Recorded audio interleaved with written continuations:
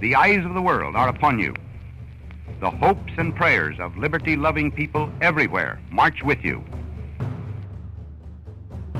Your enemy is well-trained, well-equipped, and battle-hardened. He will fight savagely. But this is the year 1944. Much has happened since the Nazi triumphs of 1940-41. The United Nations have inflicted upon the Germans great defeats in open battle, man to man.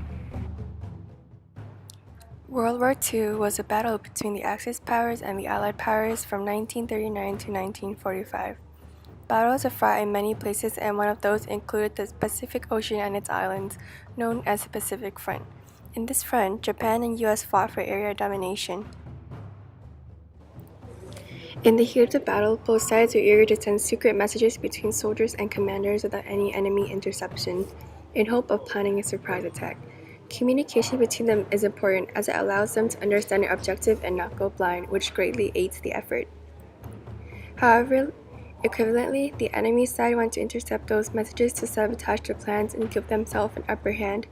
As such, codes were developed in order to allow messages to send and the enemy having a hard time to understand.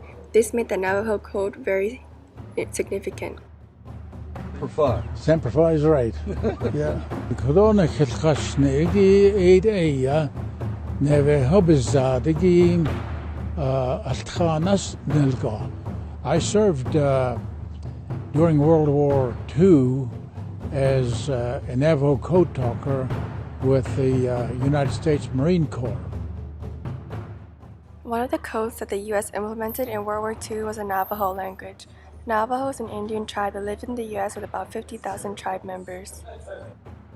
An Army general who knew about the Navajo believed that the usage of Navajo as an undecipherable code for the Army would prove useful, as it was not a known language and also for immense complexity.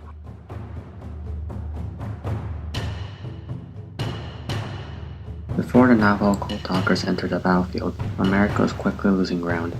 By the end of May 1942, Japan had controlled almost every single island in the Pacific Ocean, all the way down to Australia. America was also not doing so well in the battles themselves. In one battle alone, the US ended up surrendering 36,000 troops to Japan. The situation would change when America mobilized its troops and deployed the Navajo code talkers, however. These code talkers rapidly sent vital code between troops and the command post without getting intercepted by the Japanese. In the Battle of Iwo Jima, for instance, while under heavy mortar fire, 6 code talkers sent back and forth 800 messages accurately in just 2 days. This helped aid the battle's outcome as a US victory with only 6,000 casualties, while Japan suffered 20,000 and lost Iwo Jima.